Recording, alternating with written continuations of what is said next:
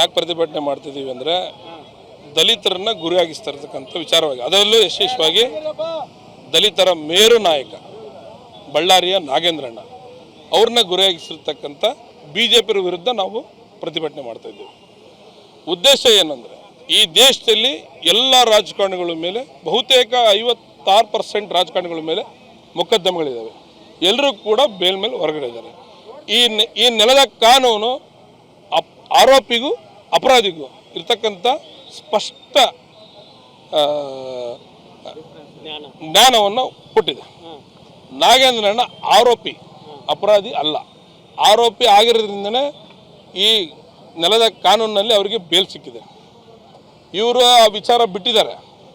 ಬೇಕಂತಲೇ ದಲಿತರನ್ನ ಗುರಿಯಾಗಿಸೋದೇ BJPಯವರ main agenda. ಇದರಲ್ಲಿ ನಮ್ಮ ಸಮುದಾಯದವ್ರನ್ನ ಎತ್ಕಟ್ತಿದ್ದಾರೆ, ರಾಮುಲು ಸಾಹೇಬ್ರನ್ನ ಎತ್ಕಟ್ತಿದ್ದಾರೆ. ನಮ್ಮವ್ರ ಮೇಲೇ ನಮ್ಮವ್ರನ್ನ ಎತ್ಕಟ್ಟೋದು ಇದು BJPಯವ್ರ ಹುನ್ನಾರ. ಯಾಕೆ ಇಷ್ಟು ದಿವಸ ಹಗರಣಾಗಿ ಎಷ್ಟು ದಿವಸ ಆಯಿತು, ಇವತ್ತಾಗ ನೆನಪಿ ಬಂತು ಇವರಿಗೆ? ನಾಗೇಂದ್ರಣ್ಣ ಯಾವಾಗ ಮಿನಿಸ್ಟರ್ ಆಗ್ತಿದ್ದಂಗೆ ಯಾಕೆ ಇವರಿಗೆ ನೆನಪಿ ಬಂತು? ಇಷ್ಟು ದಿವಸ ಕಡಲೆಪುರಿ ತಿಂತಿದ್ರು ಇವರೆಲ್ಲ. ಹೋದ್ ಸಾರಿ ರಾಮುಲ್ನ ಉಪಮುಖ್ಯಮಂತ್ರಿ ಮಾಡ್ತೀವಿ ಅಂತೇಳಿ ನಮ್ಮ ಸಮುದಾಯದ ಓಟ್ ಹಾಕ್ಸ್ಕೊಂಡು ಈ ಅಧಿಕಾರಕ್ಕೆ ಬಂದ್ರಲ್ಲ, ನಾಚಿಕೆ ಆಗಲ್ಲ ಇವರಿಗೆ? ಮಾತಾಪಿರೋದಕ್ಕೆ ನೈತಿಕತೆ ಇದೇನೆ ಇವರಿಗೆ?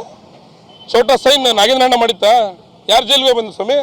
ತಂದೆನ ಜೈಲಿಗೆ ಕಳಿಸಿರೋ ಸ್ವಾಮಿ BJP ರಾಜ್ಯಾಧ್ಯಕ್ಷ ವಿಜೇಂದ್ರ ಯಾರು ಕಳಿಸಿದ್ರು? ನಾಗೇಂದ್ರಣ್ಣನ ವಿಚಾರವಾಗಿ ಏನಾದರೂ ಬಂದರೆ ಈ ಕರ್ನಾಟಕ ಒತ್ತಿ ಉರಿಯುತ್ತದೆ.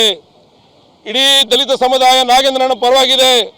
ಯಾರು ಕೂಡ ಈಗೇನು ಭಾಷಣ ಮಾಡ್ತಿದ್ರಲ್ಲ BJPಯವರು, ಕರಪತ್ರ ಹಂಚಿಸಿ ಸೋಲಿಸ್ತೇವೆ ಮುಂದಿನ ಚುನಾವಣೆಯಲ್ಲಿ ಎಚ್ಚರದಿಂದ ಮಾತಾಡ್ಬೇಕು. ನಾಗೇಂದ್ರಣ್ಣ ಪರವಾಗಿ ಮಾತಾಡಬೇಕಾದ್ರೆ ಯಾಕೆ ಸ್ವಾಮಿ ಎಲ್ಲರೂ ಬೇಲ್ ಮೇಲೆ ಹೊರಗಡೆ ಇಲ್ವಾ? ಏನು ವಿಶೇಷವಾಗಿ ನಾಗೇಂದ್ರಣ್ಣನೇ ಟಾರ್ಗೆಟಾ? ಸದನ ನಡೆಯಕ್ಕೆ ಬಿಡ್ತಿಲ್ಲ. ನಮ್ಮ ದಲಿತರು ಯಾರು ಅಧಿಕಾರಕ್ಕೆ ಬರಲೇಬಾರ್ದಾ?